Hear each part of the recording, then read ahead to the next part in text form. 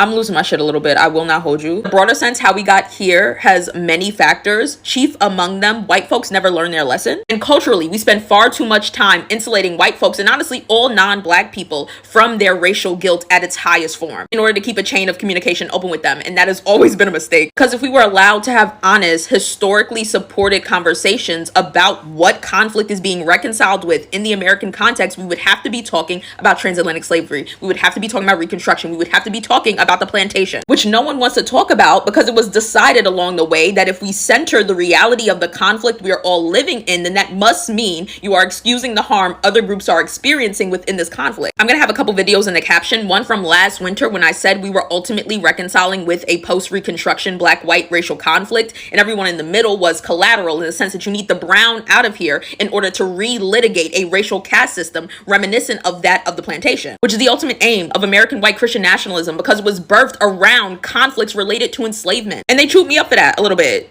They was calling me anti-brown and anti-indigenous, all for being a student of history. And it's that same logic and historical background that made me hop on here and say, hey, this is not the 30s. Germany is not an apt comparison. We're actually rerunning the 1890s and the American Gilded Age. They said I was bugging. They said two things can be true at once. They told me it didn't matter what period people connected the current moment to, as long as they were paying attention, as long as they were aware, as long as they were speaking up, which is funny to me because if you don't actually know the nature of the conflict, you talking doesn't mean shit because you don't know what's actually being litigated. This is the double consciousness that Du Bois wrote about. This is the tale of two cities black folks have been living in because we are an internal colony. We are an occupied people. I said that in a video 2.5-ish years ago and it flew over heads. People see ICE and other heavily armed and masked law enforcement snatching folks on the streets, brutalizing protesters, orchestrating raids in the middle of the night, dragging black folks out of their cribs, their children naked, zip tied while laughing, deploying tear gas because they're mad they have to sit in traffic, and everybody's like, oh my God, it's the Gestapo. And I'm like, these are slave patrols.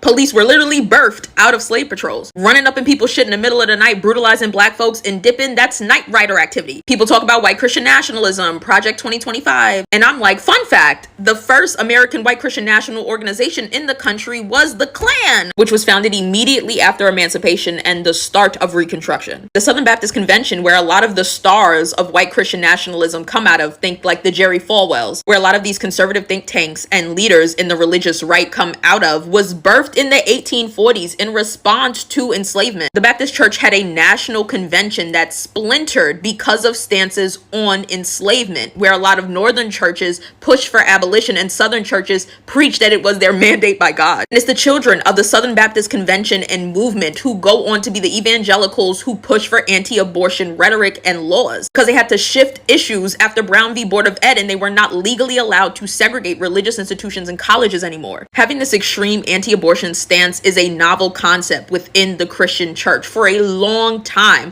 they and many other Abrahamic religions didn't even recognize the presence of a soul until the second trimester, around 22 to 24 weeks, depending on the denomination you're in. They found abortion permissible up until that point. In earlier readings in history, you will see it referred to as the quickening. The religious right grasped onto this issue because they could no longer maintain their tax-exempt status if they continued to segregate and white women were not having enough all white babies. It's why black people who are anti-abortion frequently bring up Margaret Sanger, who founded Planned Parenthood, and her intent in doing so was population control. She was a eugenicist. She hated the disabled and black people, wanted us to stop having babies, which is why from jump, a lot of their advocacy and services centered black populations. It's the same reason David Duke, former Grand Wizard of the Klan, who then became a state rep for Louisiana, pushed for funding for family planning in black neighborhoods. He wanted us to have choices and for those choices to conveniently lead to lessened black populations. Controlling black movement, capital, labor, and reproduction has always been the ultimate aim of white Christian nationalism. It's its North Star, and it's why I stress heavily that every issue is a black issue because it is all permeating out of plantation politics. For years, they have been using post-Reconstruction penal codes and legislation meant to target black folk for other purposes. Abortion trafficking bills are using them. When she was a senator, Kamala Harris used the Travel Act to get Backpage seized by the FBI, lied to the public, and said that they had proof of of them sex trafficking, and the only charges that stuck on the founders were money laundering because they'd been cooperative with the feds for years and independently investigated claims of abuse on their website. But because they refused to snitch on independent consensual adult workers trying to make a way in the trade, they were punished, and the site was seized and shuttered. Very racist fears post-Reconstruction led to deep criminalization of Black folks, our bodies, and how that body can be used with other people. The Mann Act was famously used to jail Chuck Berry, as well as Jack Johnson, the first Black heavyweight U.S. boxing champion, who was locked up using the Mann Act because they said he was trafficking his white wife. That's the legacy of the US of fucking A. And I don't understand why it's like pulling teeth to get people to realize this. Like, the proof is in the pudding. We are in a Black-white racial conflict, and they yearn deeply for the plantation. And they're trying to get a lot of the groups that are in between us the fuck out of here to make it easier to litigate that racial caste system. They want to return to the roots of this settler colonial state, one where you only needed to discern one quality about an individual to decide whether they were a person or property, whether you are massa or slave, and the inability to reconcile with this history, to have transparent conversations about what it is people are truly aspiring toward.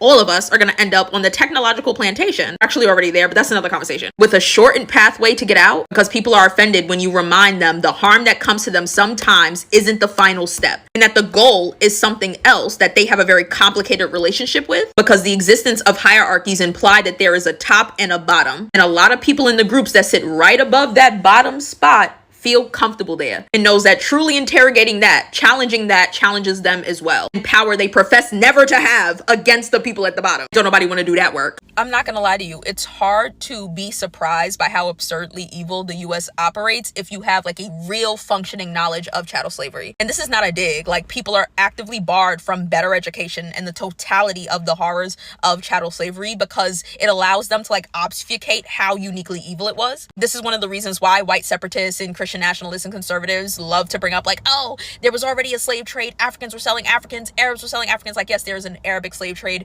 there was an African slave trade, but they were not the same as the US's. They know that, which is why they're nostalgic for the time. A lot of people don't realize one of the reasons why race relations in the US isn't muddied the way that it is in Europe or in other colonies that they had is because we had no pathway to personhood. That was a unique quality of American slavery. Every other place had a path to citizenship or personhood. You can buy your way into freedom. You could breed your way into freedom. That's how we get like the mulatto. This was big in Spanish and Portuguese colonies. If you bred out enough African, you would be freed. If you married out, like in Brazil or in Portuguese colonies, you would be freed. No such thing existed here. It was the one drop rule. That matters. It's one of the reasons why historically I don't see why we use like BIPOC language, because it's not about everybody else. And this isn't like in a good way, but it's the reality. Like, the US is very much still reconciling with a Black-white racial conflict. The rest of y'all are collateral. That sounds mean, but it's the truth. And history shows us that, because even amongst its other enslaving white counterparts, the US was still, amongst their contemporaries, regarded as a uniquely evil form of enslaver, with very stringent race relations. And all of it is contemporary. We are living in derivatives and replications of the plantation every day. And I'm thinking about it a lot, because seeing these people be like extrajudiciously deported,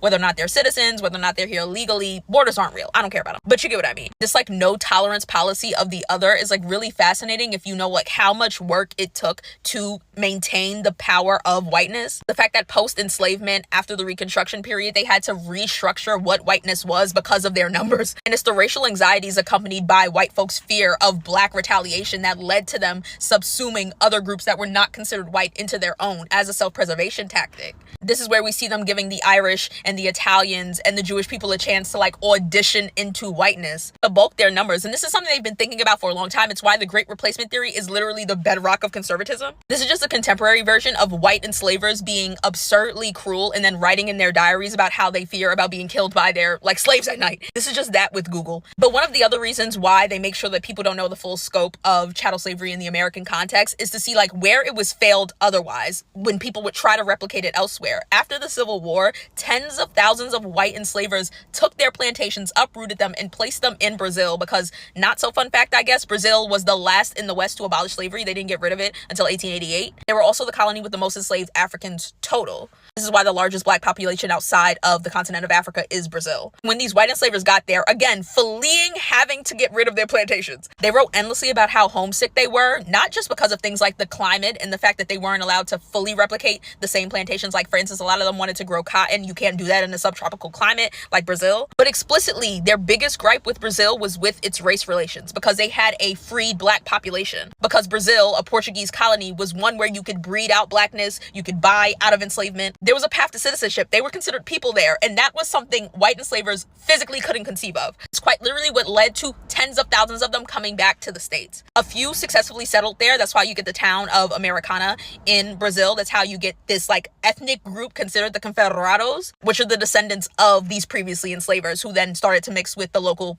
Brazilian population over time. And one of the reasons why the Confederados and Americana settlement is at the top of my mind is that when these tens of thousands of homesick, like middle class, they weren't like the most wealthy, but semi-wealthy white enslavers were done with their like Brazilian project, they petitioned the US to help subsidize their travel back because they spent all their money trying to replicate their plantations in Brazil. And the US did! Like, the US literally helped pay to repatriate these enslavers back to the States, specifically back to the South. And it's this knowledge that blows my mind all the time, where it's like my tax dollars, your tax dollars are being used to send people wherever the fuck this administration wants them to go. And this is the same country that was like paying out reparations to white enslavers for loss of product and income. The same country that when after a civil war had tens of thousands of defectors leave to maintain slavery, they helped pay to bring back. That's this country's legacy. That's why I always say the US is profoundly unique in its evil. Our race relations are very clear. This is not like a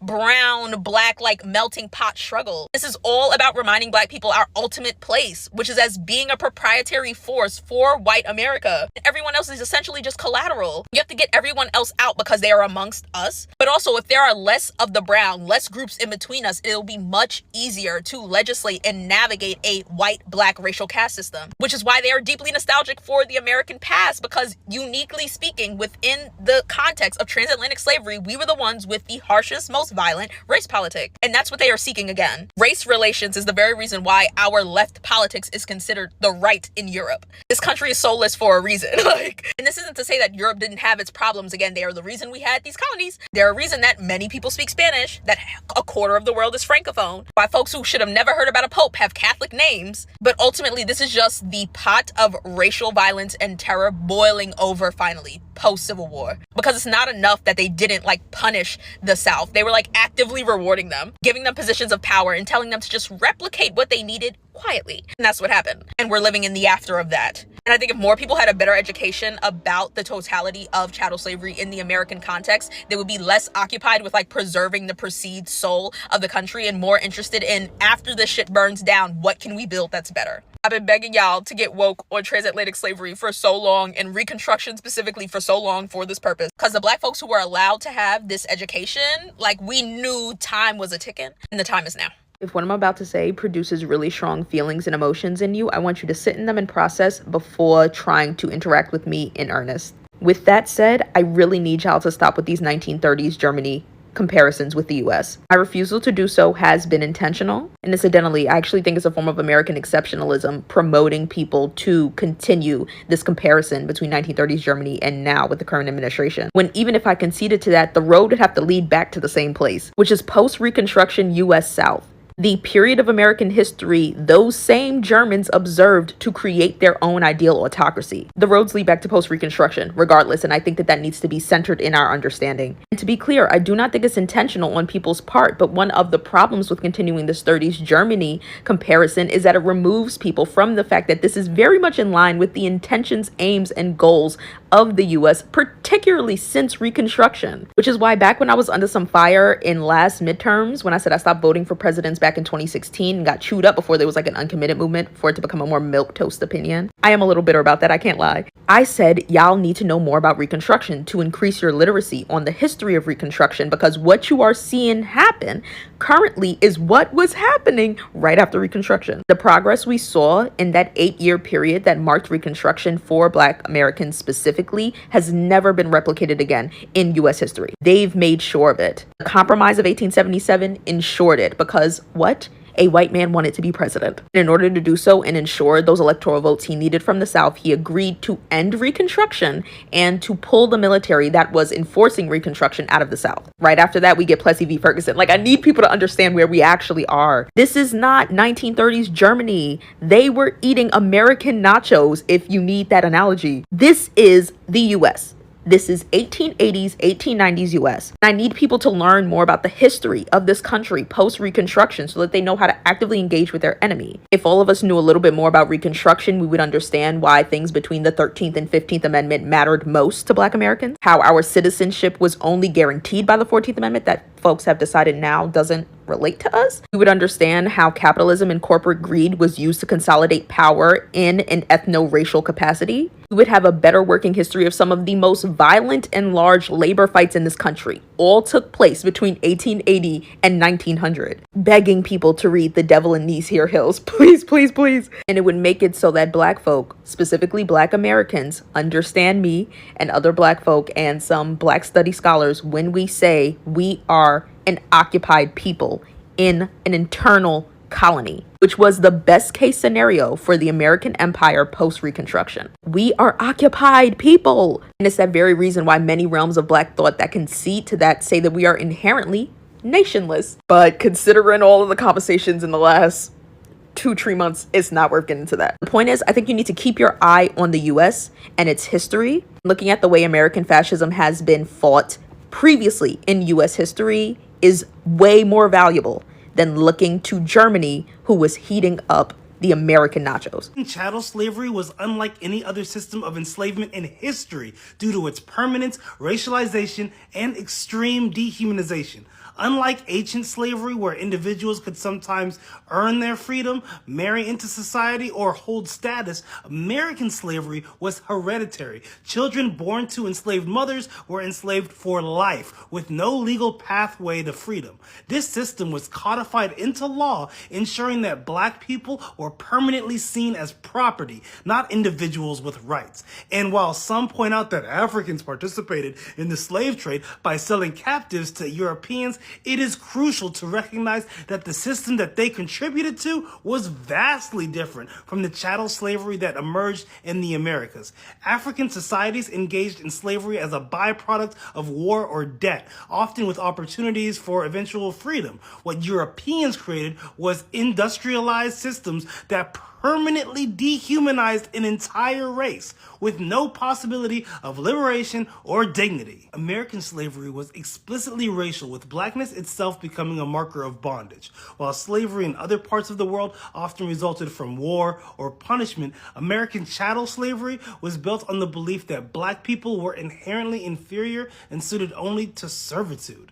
This racial hierarchy was reinforced through laws that criminalized literacy, denied enslaved people legal recognition, and sanctioned extreme violence to maintain control. Families were routinely torn apart at auction blocks, and enslaved women were subject to systemic sexual violence, further ensuring the continued reproduction of enslaved laborers without the need for importation. The argument that Africans sold their own ignores the agency of European powers who established and maintained the transatlantic slave trade, turning human lives into commodities and profiting from unimaginable suffering. The brutality of American chattel slavery was unparalleled in its scale and impact, not only on the enslaved, but on the economic and political structures of the nation. The labor of enslaved people fueled the Southern economy, particularly through cotton and tobacco production, while the entire country, including northern industries and international markets, profited from their exploitation. Even after emancipation, the racial caste system it created did not end. It transformed into segregation, disenfranchisement, and systemic racism that continues to shape American society to this day. American chattel slavery was not just a labor system. It was a deeply entrenched, institutionalized atrocity that sought to erase the personhood of an entire people, leaving a lasting legacy of racial oppression. To reduce this history to Africans selling their own overlooks the unprecedented cruelty and systematic dehumanization that defined American slavery and its enduring consequences. What did you think we were before you began to think of us as human beings? Well, in a way, we thought of you almost as a very superior pet. Something, or rather someone, we had to take care of. Because we had to do so much of their thinking for them. We had to do almost everything for them that, except living their own lives. Anything outside, we had to do for them.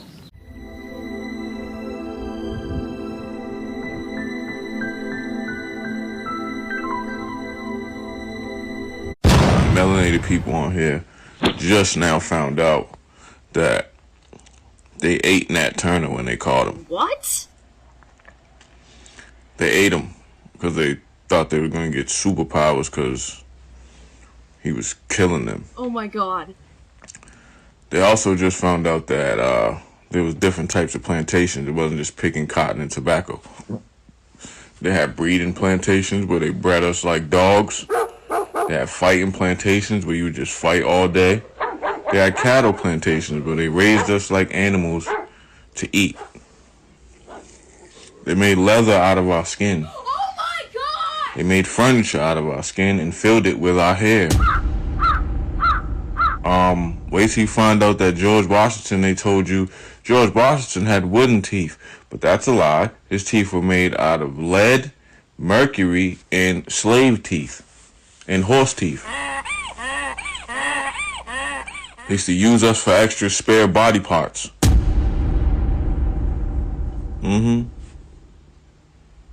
That slavery that they taught you in school is not really what happened, people.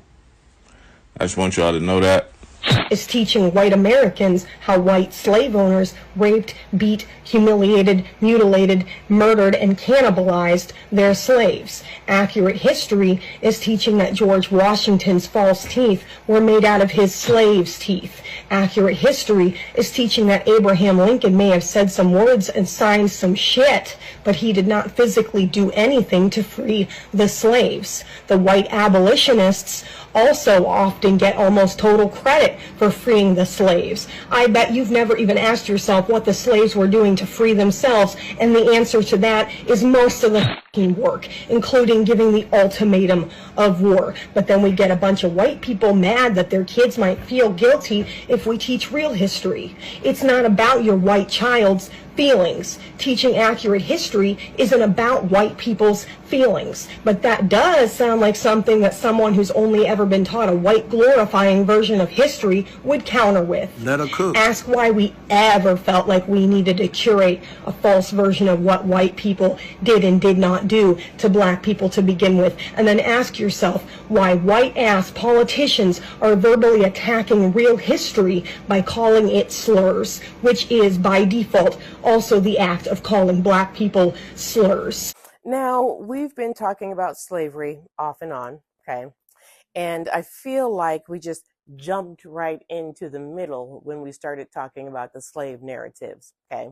So let's back up. Let's start at the beginning, okay? And we're going to talk about chattel slavery and how the colonists stripped African slaves of their personhood and their rights. And first, we're going to start with some definitions. Yeah? Yeah. Now, the United States, European colonialism, practiced chattel slavery. So, what is chattel slavery? Well, that allowed people to be considered legal property, and it allowed people to be bought and sold and owned forever.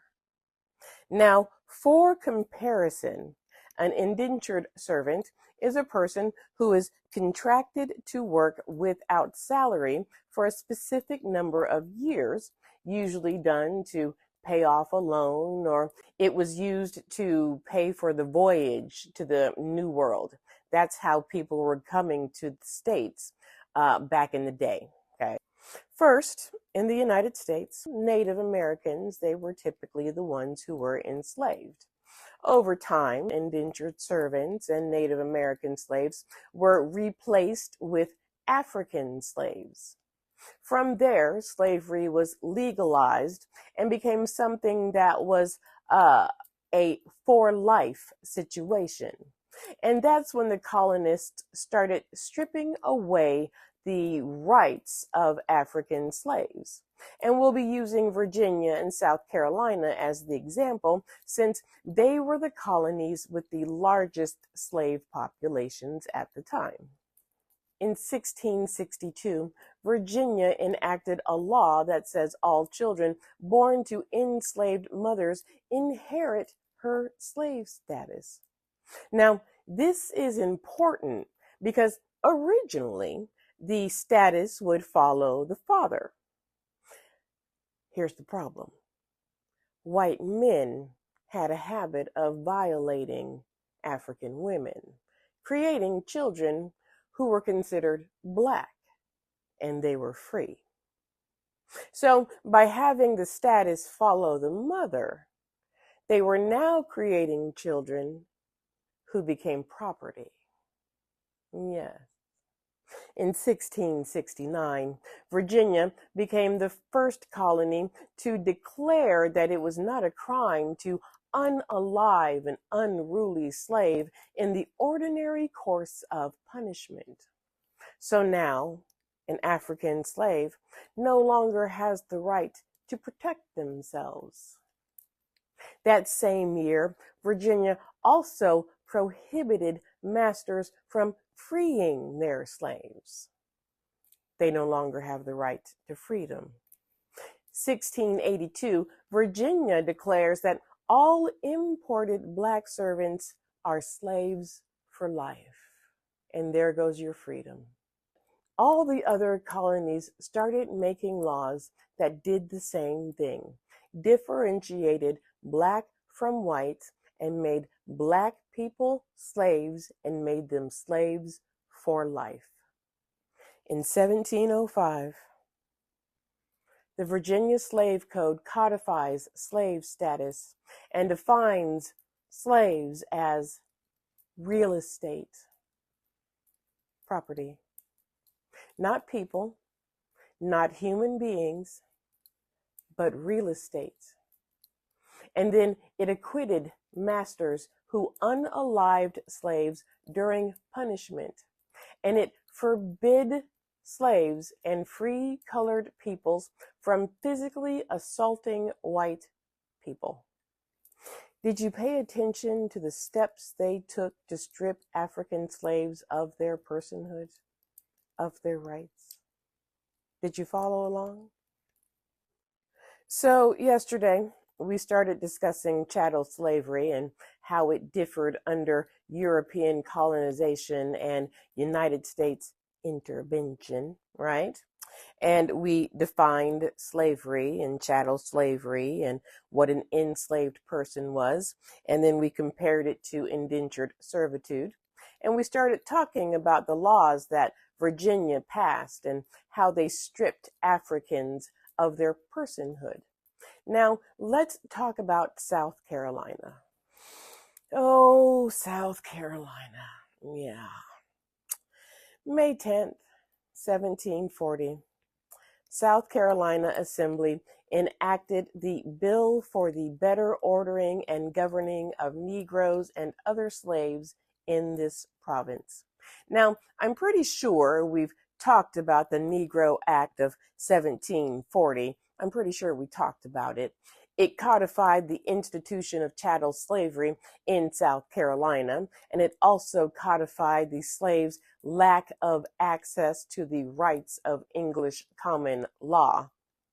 It took away their civil rights, and it made them non-entities.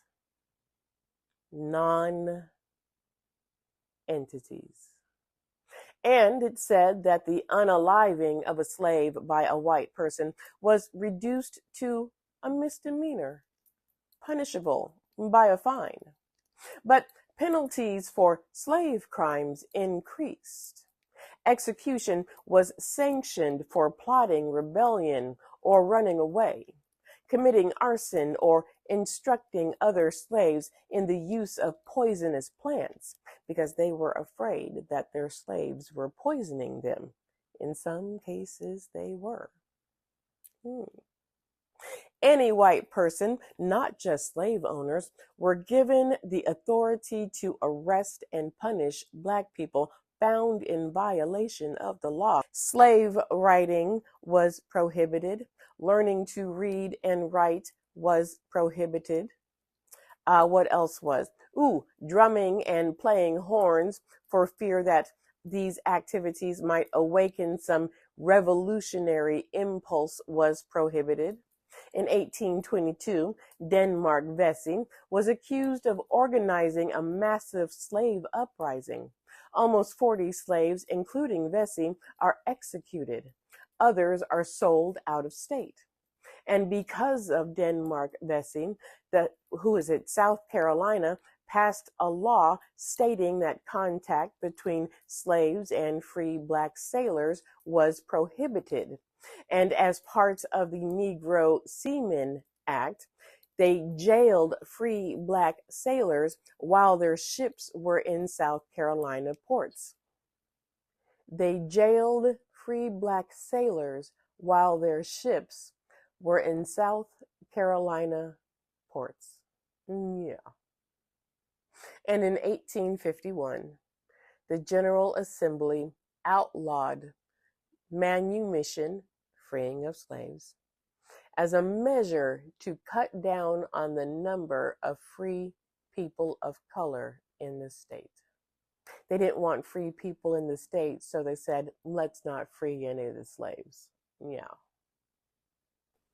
And I will never forget that it is South Carolina's state Supreme Court that said enslaved mothers had no right to their children, and that South Carolina passed a law that said enslaved children could be sold at any age.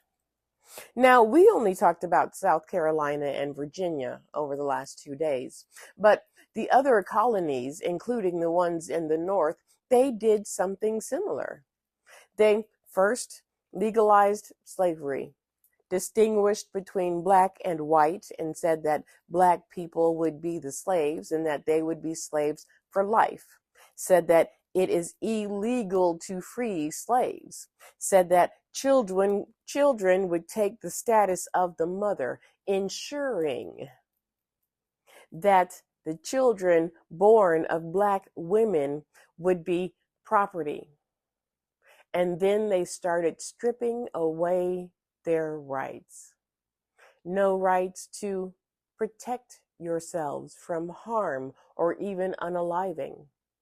No rights to learn to read or write, to free speech, to travel, to your own time or your own bodies or your own children, or even your own life. Chattel slavery, the system, took everything away from enslaved black. Now, I didn't know that this wasn't common knowledge. And if you didn't know this, that means you don't follow me. But white people have always indulged in cannibalism. They ate their slaves and they ate black people that were free after the Emancipation Proclamation, after lynchings. If you didn't know this, you don't follow me. And if you don't follow me, you should follow me. My name's Chemistry. I teach Black history. I'm not part of Hillman Talk. I just do this for fun and out of the passion that I have for spreading Black history. And just like everything else on my page, I'm not just feeding you a bunch of bullshit. There are a plethora of books that you can look into that proves that this is a fact. Books like The Delectable Negro, which covers recipes of how to eat black people. Another book called Edible People, The Historical Consumption of Negroes and Foreigners. And I believe it was like The Cannibalistic Trade. And that's just 2 of many. But yeah, if you want to know more about the topic, if you scroll down on my page, I have a video called White People Ate Black People. It's very, very informative. So go ahead, learn you something. Follow me. I teach Black history. Also tap my link tree. I have a nonprofit, a YouTube, all that good stuff. During the slave trade, if you didn't know, there was a lot of cannibalism happening, white cannibalism to be exact. Every accusation is a confession, because when we start talking about Otabanga, that was something that white zoologists wanted to instill in the public, that Africans practice cannibalism. However, West Africans had a fear of Christians because there was a fear of being eaten by them, and rightfully so. Look up the Arrogante. Hell, look up the Vessel Robert of 1721. During the antebellum era, when medicine was being practiced, black people had no say in our medical treatment because we were enslaved and seen as property. So obviously Dr. J. Marion Sims took advantage of that, amongst other doctors during that time as well. J. Marion Sims, as revered as he was by this country, which is quite insane, he was known for forced experimentation as well as taking shoemakers' tools to black baby skulls. So during the 1800s, Sam, which was a 42-year-old laborer that worked on a plantation in rural Alabama, had chronic pain in his jaw. Now, Sam found it difficult to eat and complete his tasks on the plantation, so his owner sent out a surgeon to come and take a look at him. And the surgeon at first thought he had syphilis, but later diagnosed him with osteosarcoma, which is a cancer on the lower jaw. And so this physician referred Sam to Dr. J. Marion Sims. However, Sam did not want to go through the surgery because he knew it would hurt so bad. I also feel as if he heard of that reputation that Sims had amongst other antebellum doctors who would just experiment on slaves, because later on we'll talk about how we were used as clinical material. And so Sam's owner said that he was going to get the surgery regardless if Sam refused or not. So upon meeting Sam, Sims actually tricked him into sitting into a barber's chair where 5 other physicians held Sam down while they restrained him around his thighs, knees, ankles, abdomen, chest, shoulders, arms, wrist, elbow, and head. While Sims and those physicians immobilized Sam, there were 25 other people in the room. Some were medical students and some were interested others, meaning they were probably just sadistic fucks. It took Sims 40 minutes to remove Sam's lower jaw without any anesthesia. When Sims was finished, he stated that the surgery proved practical whether the patient was willing or not. New Orleans Medical and Surgical Journal would later on report that they were pleased to record the highly credible achievement of a Southern surgeon. And Sims' medical report stated that Sam's mouth is always open in a wide grin. Peace. No, lynchings of black people in the United States is not the origin of picnics, nor is pick a N-word the etymology of the word picnic. Unsurprisingly, picnic is actually of French origin, picnic.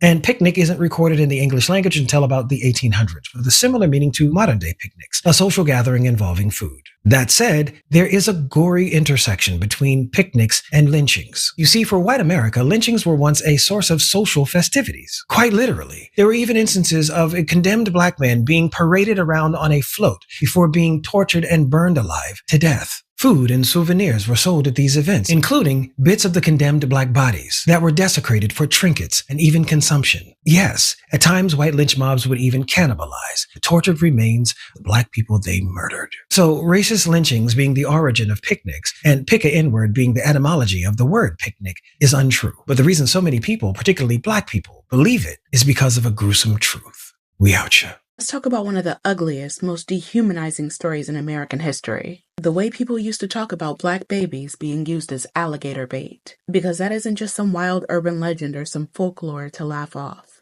It's a window into just how little black life was valued. And honestly, when I heard about alligator Alcatraz in Florida, that's exactly where my mind went. And based on my DMs and y'all's comments, I know I'm not the only one. So what does that even mean, black babies as alligator bait? It's a story that's lived in black communities for generations, that enslavers or white hunters would use black infants to lure alligators from the swamp. It sounds so grotesque that people just want to dismiss it outright. Just call it folklore. But here's the truth. In the early 20th century, the newspapers printed it as a joke. Headlines that said, bait alligators with pickaninnies. They wrote these stories as if it was just entertainment. They didn't hide it, they laughed about it. They printed it because they knew that white readers would find it funny. Now, was it some widespread systematic practice? Historians will tell you there's no evidence of organized trade using babies as bait. But those headlines weren't invented out of thin air. They existed because the idea felt believable in a society that saw black life as cheap, as disposable. Because they thought so little of black children that feeding them to animals seemed normal enough to print and sell. And it didn't stop there. It became a part of Jim Crow culture. Postcards, cartoons, images of black kids chased by alligators, sold in tourist shops. It wasn't hidden. It was marketed. It was taught to white children as normal. It was a tool of terror, turning black children into prey in the white imagination. That's the horror that people want to gloss over. Not just the violence itself, but the normalization of it. The fact that you could put it on a postcard, sell it as a joke, make it a part of the culture, because black life was just that cheap. So yeah, when I hear about alligator Alcatraz, even if it's a migrant detention camp in 2025, built in the Florida swamps to scare people from escaping, of course that name hits a nerve, because it shows just how comfortable this country still is, using the name of wildlife in cages and fear to dehumanize people. It doesn't even have to intend that history to bring it back for those of us who know it. Because we remember what that alligator imagery used to mean. We remember that this country joked about feeding our children to animals. We remember that it was entertaining to them, that our pain was marketable, that our children were seen as bait. So no, don't tell me that was just a myth with no legacy. Ask why those headlines existed at all. Ask why it was funny to them. Because it tells you exactly how they saw us. Not as humans, not as children, but as disposable. And that mindset, it isn't gone. It just learned how to hide better. It just finds new targets. And if we don't say that out loud, they're just going to keep pretending that it never happened. So the University of Florida just removed all of their DEI positions. But isn't that ironic, because this is the same school that just got called out a few years ago because their students had a long-standing tradition of chanting a slur that referenced when white people would use black babies to bait alligators. So just for context, the mascot of the University of Florida is an alligator, and at sporting events they used to call the opposing team gator bait. What you might not know is that gator bait was actually a slur that was used to reference black babies in the 19th and 20th centuries. This is because of a number of articles in newspapers that documented white hunters taking black children from their families in order to lure alligators, oftentimes in the state of Florida. And perhaps what's even more telling is the array of memorabilia that shows the widespread enthusiasm the white Americans had around this idea. Black babies being shown as alligator bait was used in product advertisements, it was used in Florida postcards, as children's toys, and there were even songs like Mammy's Little Alligator Bait, which you can see the sheet music of right here. And just to preempt it, a University of Florida historian claims they didn't have explicit evidence of the chant being connected to this racist practice. But he also didn't say that he knew the exact origin of the chant gator bait being used at University of Florida events. In my humble opinion, it's very likely that such a widespread and ingrained cultural trope is what brought the lexicon of gator bait into University of Florida sporting traditions, especially seeing as this is the exact same region of the country that the practice reportedly occurred. And it's because of these clear and plausible connections that the university ended up banning the chant in the wake of the protests after the murder of George Floyd. And to be clear, this is just one example of very overt racism seeping into modern school traditions. But if a chant connected to such racist history can go unnoticed, who knows what other structural, overt racism from the country's past is affecting the university today? For example, the school had long been segregated until the 1950s. But even decades after the decision to integrate, reports show that the racist legacy of segregation still affected black students on campus. And whether it be chanting slurs at sporting events or larger structural issues related to social life on campus, it's impossible to pretend that the school and state's racist history magically have no bearing on the university today. And while these anti-DEI laws will probably get a little bit worse before they get better, it's at least worth calling out what these racist conservatives are trying to hide. So today, let's talk about the slave auction. Yeah. So prior to the auction itself, an enslaved person had to be prepared for the auction because future buyers would be examining them before making a purchase.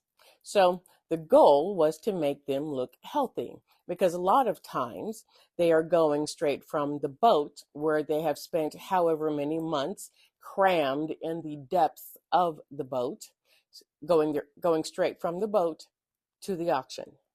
So captains, surgeons, or crew members would wash the captives, usually with seawater, and then give them rum so that their eyes would seem alive. Then they would slather them with oil or animal fat to accentuate their muscles. They would fix up the wounds with gunpowder or iron rust, and then they would sew their anuses shut to stop the leakage, because they were literally fed crap on the voyage over. Palm oil, gunpowder would be rubbed on to the captives to cover up bruises, sores, and cuts. And they would be branded, men on the arm and women on their breasts. Another way to prep the future enslaved person was through seasoning.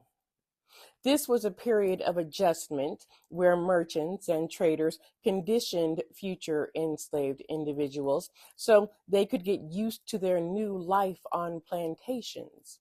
Really, it was just a way to break the African captive's spirit by taking away their identity, their language, and their culture. They would shave off all their hair, change their name, and feed them very little. And then they would be sent to the West Indies before being sold in the American South so that they would know what it was like to work on a plantation. And then prior to the auction, in some cases at the auction, African captives were examined as though they were literally cattle. The buyers pulled their mouth open to see their teeth, pinched their limbs to find out how muscular they were, walked them up and down to detect any signs of lameness, made them stoop and bend in different ways that they might be certain there was no concealed rupture or wound.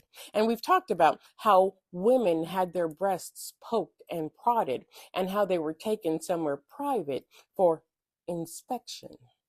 All of this was done so that the future owners felt as though they were getting a good buy. Now, that was for a regular auction. There was another form of a slave auction called a scramble. And it was called a scramble because buyers would run around in an open space all at once to gather as many African captives as possible. It was also called a grab and go. Now, once the slave ship was docked and brought onto land, Africans would be herded into the designated area, surrounded by eager buyers who were often pushing and shoving to position themselves to the front of the pen's doors. The scramble was started by signal, either by a gunshot or a drumbeat, and once this was heard, the buyers swarmed into the pen to collect as many individuals as they could. Who was it? Aluda Equano, there we go, an African captive who was able to gain his freedom, describes the scramble as starting from a signal. It was the beat of a drum. And Aquano said that the buyers rushed into the yard and the buyers grabbed the enslaved people that they liked the best. Slave auctions broke up families. Slave auctions are where families were torn apart. Husbands were sold away from wives. Children were sold away from mothers. If someone died in debt, their enslaved people would be sold at auction. Just like Thomas Jefferson, he died in debt. And all of his enslaved people were sold at auction. If someone couldn't pay off their debts, their enslaved people were sold on the auction block. Want to remodel your home? Sell a slave or two at auction. African slaves, black slaves, were literally used as money. They weren't just used as cattle, they were used as money. Let's cut the shit. Slavery in America wasn't just about forced labor. It was about forced birth. America didn't just work enslaved people to death. It bred them. And not like people, like livestock. If the transatlantic slave trade was a kidnapping, breeding plantations were the farm. And I said what I said. After the transatlantic slave trade was banned in 1808, the U.S. had a problem. They still wanted the free labor, but they had no more legal supply. Their solution? Turn black wombs into factories. Breeding plantations, and yes, they were called that, were designed specifically to reproduce more enslaved people. The goal wasn't to grow food, it wasn't to pick cotton.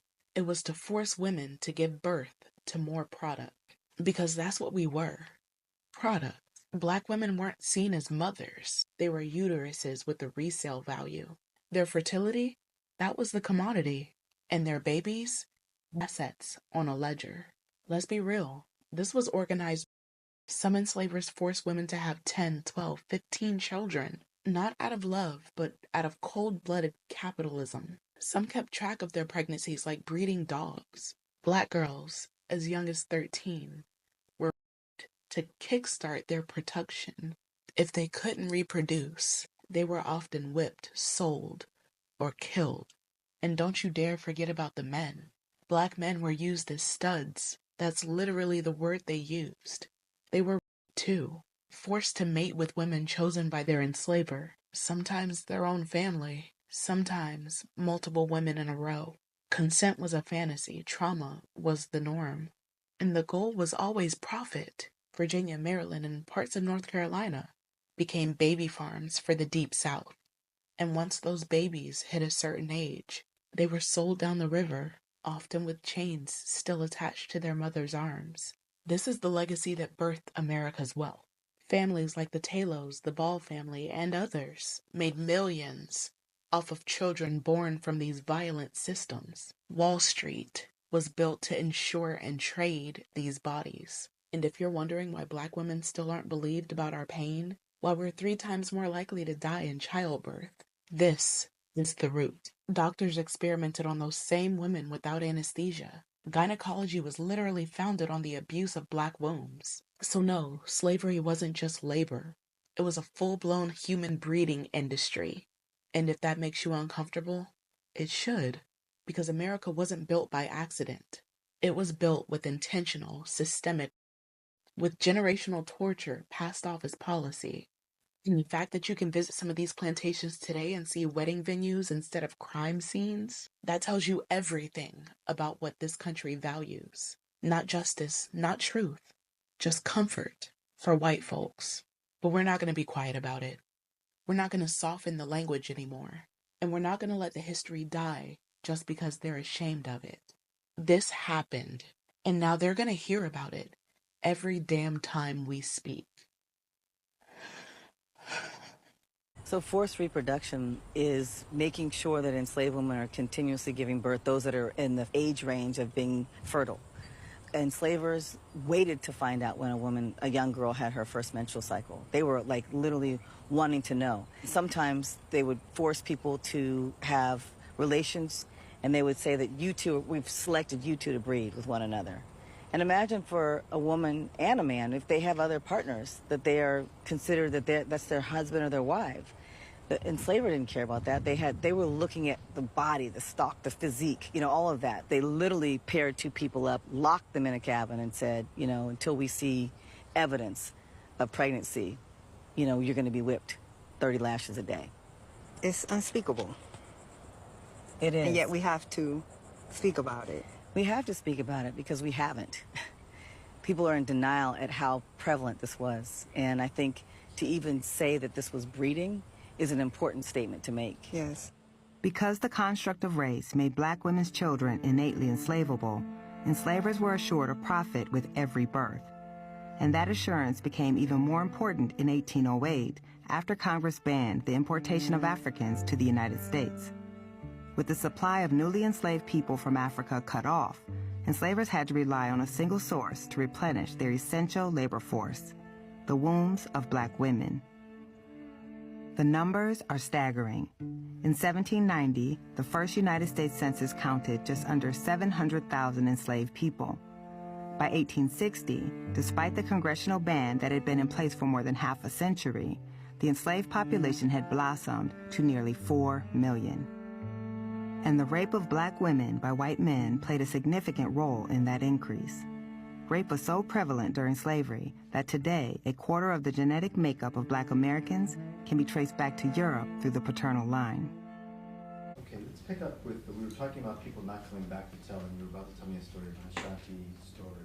Yes. In 1817, there was this British traveler to Asante, and he spoke to the Asante at that time called Osei-Bonsu.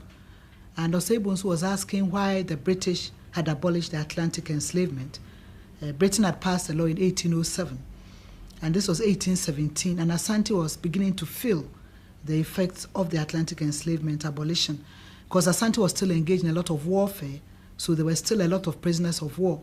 And this is where you see the relationship and the effect of Atlantic enslavement, because it would have been an easy access. There would be access on the coast for all these slaves to be shipped. Now Asante was torn with what to do with all these prisoners of war. And then this envoy tried to explain to the Asante that we stopped because he looked at the humanitarian reasons. It was bad, it caused warfare, it did this, it did that. And the Asante chief was very surprised. He said, "Oh, did you know this all along when we were involved in this trade all these years? But we didn't think it was bad." And then he brings out what our internal system and understanding is about enslavement. So it meant that when the two people were involved in the trade, both of them had a different idea of what was happening. So for the African, he knew the internal indigenous system, and he thought it was the same system which was being followed elsewhere. So that was the first time in 1817, when the trade had been abolished 10 years ago, that the Asante Hinimbi was even made aware of the differences between the two systems. You were saying just earlier that probably at the fort, it's the first time the African began to realize this was something different. Try to give me some specifics in terms of the kinds of things that would kind of stand out. Suppose a whole family's been captured, kidnapped, brought down from the north, traveled all the way together down to the castle. What would they encounter in the castle that would suddenly let them know that this is not going to be the same situation? They're not going to be taken into a family and become a part of a clan, but things would be severely different.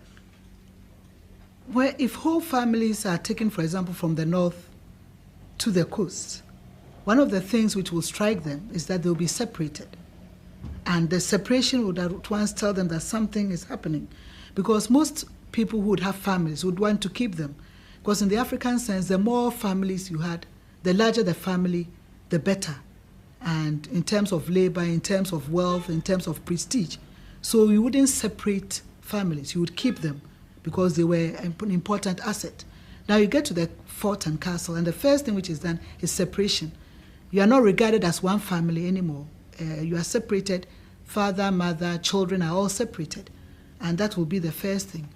The second thing, perhaps, which will surprise some of them, would be maybe the way they are treated in terms of harshness or in terms of even food that they are given.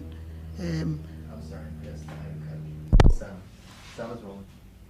77, take 2. Talk to me about a family coming down from the north. What would they encounter at the castle? Why would they know once they arrived at the castle things were going to be different? If a family is brought down from the north, for example, to the coast during the Atlantic enslavement, one of the first cultural shocks they would have would be separation. In the internal system, the more people you had, the better it was. So you wouldn't separate families who have been enslaved because you needed them. You needed them for social reasons, for prestige, and so on. Now, a family gets to the castle, and one of the first shocks is that they're going to be separated. They're not going to be recognized as one family. They're going to be recognized as any other individual human being. And perhaps another second shock any family which gets to the forts and castles will experience will be in terms of how they are treated. Because in the internal system, we've mentioned how slaves were supposed to be treated in terms of food, clothing, shelter, caring for them, making them as part of your children. And they'll realize at once that there's an impersonal aspect to their treatment. Perhaps even the food they are given may not be enough. Perhaps they may not be properly clothed. Maybe the same clothes they wore on their way will be what they'll be wearing. And so they'll find that they're in a different world altogether in terms of treatment, how they are cared for, what the concern of the new owners are. And I'm sure that would have given them a sign that they are in for something very, very different. And of course, if they are shipped across the sea, we know the story already. The experience in the ship, the long journey, and what happens outside, it's another further cultural shock. And what saddens me about this whole thing is the fact that people cannot come back to tell the story. They come back when it's very late, when abolition is in the way, to tell the story that this is very, very different from what we know. I have had some kind of cultural shock myself personally. In 1993-94, I was in the University of Texas in Austin, US for 1 year, doing some research from the American sources because I had done a lot on the Ghanaian sources. I had been to London to look at British sources. And I was looking at the American sources. And from my experience in the indigenous system, I had an idea of how indigenous enslavement was like. And as I read through these American sources, sometimes I felt like closing the books because I couldn't take it any longer. And I couldn't reconcile. Sometimes I had to go back a few days and strengthen myself emotionally and come back and say, now you're a historian. Look at the facts as they stand. I'm in the Rijksmuseum right now in Amsterdam, and I'm in a room that is covered with ship models and model ships. Many of these are from the Dutch golden age of, quote unquote, golden age of exploration, trading, and colonization. One ship in particular that caught my attention was this tall-masted white ship in the center of this exhibit display. There's a small plaque in a dark corner of the museum that explains what this ship is. The extra wide hull and the extra tall masts identify this as a Dutch merchant ship specializing in the trade of enslaved people. The ship is named as the White Elephant, de Witte Olifant, and it was specifically designed for African slave trade. And the most disturbing part about this ship is the tall masts. You can see that from all of the other ships in the display, that one has clearly the highest and tallest masts for the largest sails. The reason that it needed those sails was to go as fast as possible across the Atlantic because the human beings would die. Even with these ships being the most high speed of any of the Dutch ships at the time, still close to 1/4 of the human beings on board who were being brought across the Atlantic as enslaved workers would die in the crossing. The fact that these new ships were designed faster with bigger and taller masts for this explicit purpose really shows us the fallacy at the root of the saying capitalism breeds innovation, because really exactly what sort of innovation is being bred here? It's gut-wrenchingly awful and painful. Slavery was an abomination, and the Rijksmuseum needs to do a better job contextualizing and condemning this barbaric practice. So, let me tell you a story that was never supposed to be told. Because if people really understood how chattel slavery started, they'd have to admit that this country was never innocent. It wasn't founded on freedom. It was founded on a formula: blood, control, and legal torture. See, chattel slavery wasn't just slavery. It was the most brutal, calculated system of human degradation ever written into law. And America didn't inherit it. It built it on purpose. So we're taught that the story starts in 1619 when the original enslaved people arrived in Virginia. But it really starts way before that on the coast of West Africa, where human beings were hunted, villages raided, mothers dragged from their homes, babies taken from their backs, people chained together, branded with hot irons, burned like cattle before they even touched a slave ship. Then came the Middle Passage, bodies stacked below deck, no air, no light, no dignity. Many died. Some jumped into the ocean on their own terms. They would rather drown than be sold. But when they arrived in the colonies, they weren't welcomed. They were inspected, priced, and sold. Children torn from mothers, spouses separated without a second thought. And the worst part? There were no laws protecting them, because there were no laws that recognized them as human. They weren't seen as people, because they were property. And yeah, some African leaders played a role in the trade. Some sold prisoners of war or rival groups into European hands. But this idea that Africans sold their own people, that's a distraction. Africa is a continent full of hundreds of cultures and languages. The Europeans showed up with weapons, gold, and a business model, and they built the market for human lives. Without European demand, there is no transatlantic slave trade. Full stop. In the early colonial days, slavery didn't start as permanent. Some Africans were treated as indentured servants, just like poor Europeans. Then white landowners saw an opportunity. Why release a worker when you can just own them forever?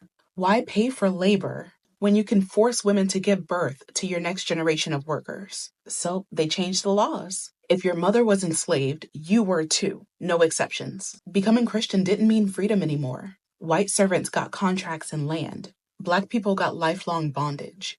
That wasn't confusion. That was strategy. They were never trying to civilize Black people. They were trying to own them forever. But wait, how do you convince a society that all of this is okay? You build a lie. They said Black people were cursed, less intelligent, animal-like. They used scripture. They used fake science, measuring skulls, ranking races, and publishing pseudoscience to prove what they already decided was true. They needed people to believe that we were made for this. Because if we were human, then the system couldn't be justified. So they rewrote what it meant to be human. White supremacy wasn't born out of slavery. It was born with it. By the 1700s, America wasn't using slavery, it was running on it. Cotton, tobacco, sugar, every dollar was built on black backs. And our bodies weren't just labor, they were capital. You could borrow money against an enslaved person, insure them, trade them. Black women were forced to give birth not for family, but for profit. They turned wombs into factories. Wall Street involved. Banks invested. Universities funded by it. Presidents benefited. This wasn't a broken system. This was the system. People love to call it America's original sin. But sin sounds like a mistake. This wasn't a mistake. This was a blueprint. A system designed to extract everything from Black life. Labor, language, names, lineage, and leave us buried in unmarked graves. And after they took everything, they rewrote the story to make themselves look like heroes. So no, chattel slavery wasn't about labor. It was about domination, reproduction, and inheritance. It wasn't just brutal, it was intentional, legal, and profitable. And it didn't end when it was abolished. It just evolved into prisons, into housing policies, into generational theft. So, you want to talk about American values? Well, this was the first one. And this country has been protecting it ever since. Before we start, this story is heavy. It's not easy to hear, and it's not supposed to be. If you need a minute, take it. We'll see you in the next one. They told you slavery was a sad story, a tragedy, something you could learn about for 5 minutes, pass a quiz, and move on. They lied. Slavery wasn't sadness. It was terror, blood, and survival stitched into the soil of this country. In the 1930s, the U.S. government tried to document living memories of slavery. They expected nostalgia, but instead they got horror, and they buried most of it. Sarah Goodger, born around 1816, remembered it clearly. She said night and day, it was all work. No rest, no play. The lash was going all the time. Work till you dropped. Dreams beaten out before they could even form. Fountain Hughes, born in Virginia, said in his own voice, "When we were slaves, we belonged to people. They sold us like they sell horses and cows and hogs. Owned, used, discarded." And then there's Millie Barber, who told a truth so sharp, it'll leave you bleeding if you listen closely. Well, my pa belongs to one man. My ma belongs to another. 4 or 5 miles apart cause some confusion, mix-up, and heartaches. My pa have to get a pass to come see my mama. And he comes sometimes without the pass. Controllers catch him way up the chimney hiding one night. They stripped him right before my mom and gave him 39 lashes, with her crying and hollering louder than he did. Let that sit for a minute. You needed permission to love. You needed permission to see your family. And if you didn't have it, they beat you half to death in front of the people that you loved the most. And somehow America still wants to tell this same old story like it was complicated. The real slave narratives aren't about loyalty. They're not about singing in the fields or kind owners. They're about blood, terror, chains, and survival that roared louder than a whip ever could. You hear me? The next time somebody tries to hand you a whitewashed version of our history, remember that our ancestors didn't crawl through hell just for their stories to be silenced. They screamed it into the roots of this land. And we're the ones that are carrying their voices forward, loud, fierce, and impossible to bury again.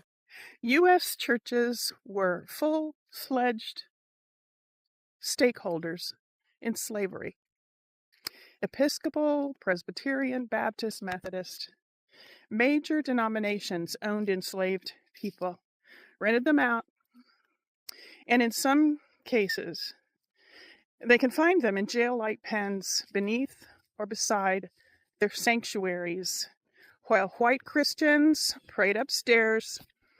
Black men, women, and children were shackled below, treated as inventory instead of human beings. Now, it was common for enslavers to require their slaves to go to church so that they could learn about being a humble slave to their masters.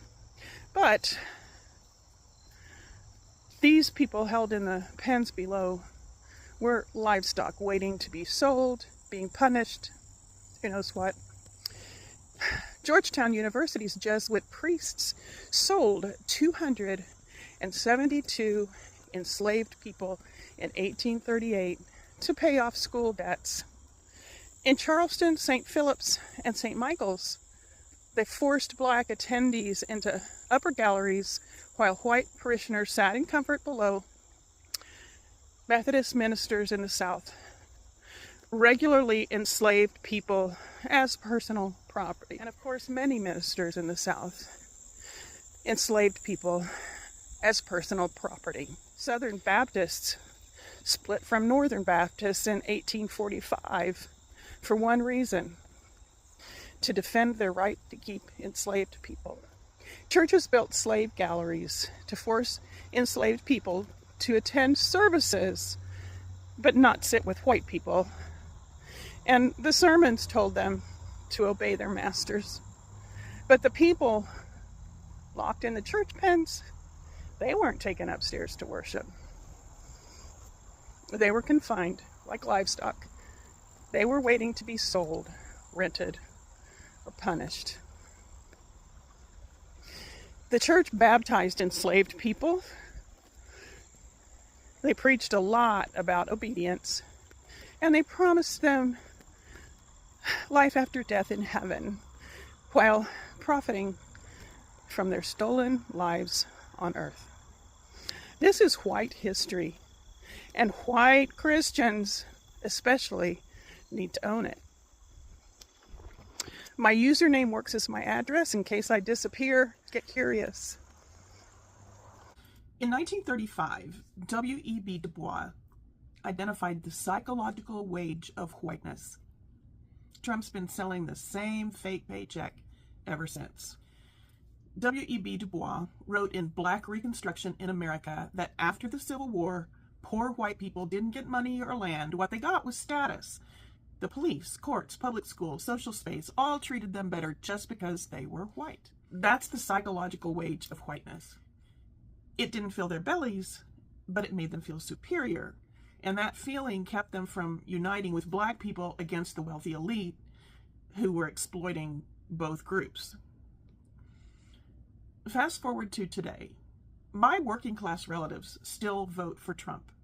Not because he's delivered, he hasn't. They keep voting for him because he hands them that same imaginary status. He talks like they matter more, like they're being targeted by others, those immigrants or those people with dark skin. He gives them that rush of being the real Americans. He makes them feel like they're part of the elite crowd. He gives them that rush of being the real Americans, feeling like they're winning, even as their healthcare gets gutted and paychecks shrink. That's not leadership. That's emotional manipulation. It's the same scam Du Bois described, rewrapped for modern TV viewers. We have been hoodwinked. All that status is a mirage. It cannot buy groceries. It cannot fix your kid's asthma. It cannot lower your prescription costs. But it keeps us fighting against each other so that the real elites never have to get their hands dirty. And they don't have to pay a dime. Recognize the scam. Call it out. One share says you're done with the bullshit. I am not an expert. I'm just an avid learner. You can be one too. If you'd like to support my work, please visit my Ko-Fi link. It's here and you can find it in my bio. If you're an anti-racist, there's one text you should read, and that's Souls of Black Folk by W.E.B. Du Bois. Souls of Black Folk is most well known for the theory of double consciousness that Du Bois talks about in the book. Double consciousness basically means that white supremacy fractures the black self. That black people have to live in white people's perception of us, and then we have our true actual self. Double consciousness puts an unfair emotional and psychological burden on black people to always be aware of how white people are perceiving us. Essentially what Du Bois is highlighting is what I call in my work the racial perception gap, this way that white supremacy distorts the black self. And in my work as a consultant, I see the impact of the racial perception gap. And I see this most clearly when black people are passed up for senior leadership positions, even though they have all the qualifications, but their blackness is understood as being a disqualifying factor. The problem with the racial perception gap is that part of white supremacy is this belief in objectivity. And I believe Du Bois is inviting white allies, folks that want to be in this work, white anti-racists, to really start to excavate your own perception of blackness, how you understand blackness. As a theologian, I think about blackness as a sacred site, and so much of that is revolutionary because white supremacy denigrates and subjugates blackness as this ugly thing. And the reality blackness is so beautiful and expansive and divine. And again, I think anti-racist work requires white people to really pull back the layers of how they perceive blackness itself. Because until that work is done, Black people have to maneuver living in white supremacist projections of who we are, which is not fair to us, and that doesn't give us space to live our lives expansively and healthily and with the joy that we deserve to live it with. My name is Ciara Jones. I'm a DEI consultant and educator, so follow me for more content like this. The veil of double consciousness refers to the unique psychological experience of African Americans, who must navigate the dual identities of being both Black and American. Du Bois posited that this duality creates a constant tension and internal conflict, as African Americans are forced to reconcile their own self-perceptions with the perceptions and expectations imposed upon them by a predominantly white society. According to Du Bois, the veil of double consciousness arises from the historical legacy of slavery and the ongoing racial discrimination faced by African Americans. This dual identity forces Black individuals to constantly be aware of how they are perceived by others, often leading to feelings of alienation and a struggle to develop a cohesive sense of self. 97, I went to Atlanta University and stayed there 13 years, making a systematic study of the American Negro, which wasn't well done because we didn't have money enough or personnel to carry it out. But nevertheless, it's fair to say that for the next 25 years, there wasn't a book published on the Negro problem that didn't have to depend upon what we were doing at Atlanta University. It was the first study of the sort. Ours was the first institution in the United States, white or Black, that had any course on the history of the American Negro, or on Negro history in general. So that it was a good beginning. But while I was there, my faith in knowledge as a solution of the Negro problem was shaken. Lynching was common. Before I went away from there, there was an average of one lynching every week for some years. And it was a terrible sort of thing. There was one case very near Atlanta in which I knew from my studies just what had happened. It was a case of a Negro peasant not receiving his wages at the end of the season. He got in a fight with his hirer and killed him and ran away. And then when they couldn't find him, they raised the altogether new issue that he had raped the man's wife, which was evidently just dragged in. Well, I had a letter which I hadn't delivered to Joel Chandler Harris, the author of the Uncle Remus tales. He was then on the Atlanta Constitution. So I took that letter and started downtown to deliver it to him and to talk to him about this situation. And on the way down, I found that this Negro, Sam Hose, had been caught and lynched, and that in the meat market, which was on the way I had to pass, his fingers and toes were being exhibited. Well, I didn't deliver the letter. I went back to Atlanta University. And then I made up my mind that knowledge wasn't enough. That even if people were ignorant of essential matters which they had to know, they wouldn't correct their actions without more realization of just what the difficulties were. They had not only to know, but they had to act. You know, it's hard to be Black in a world controlled by white folks. Du Bois said we always have the double consciousness. We trying to be Black, and meanwhile you got a white ghost hovering over your head that says, if you don't do this, you'll get killed. If you don't do this, you won't get no money. If you don't do this, nobody will think you beautiful. If you don't do this, nobody will think you smart. That's the ghost. You're trying to be Black, and the ghost is telling you to be a ghost. We hope you won't submit. In Newark, when we greet each other on the street, we say, what time is it? We always say it's nation time. We say, what's going to happen? Say land, it's gonna change hands.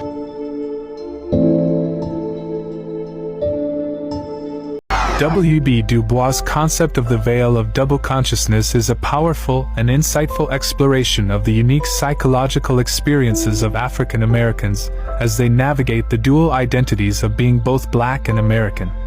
By examining the implications of this concept for identity formation and its enduring relevance in contemporary discussions of race and identity, we can gain a deeper understanding of the challenges faced by African Americans and other marginalized groups in developing a cohesive sense of self and asserting their place within a diverse society.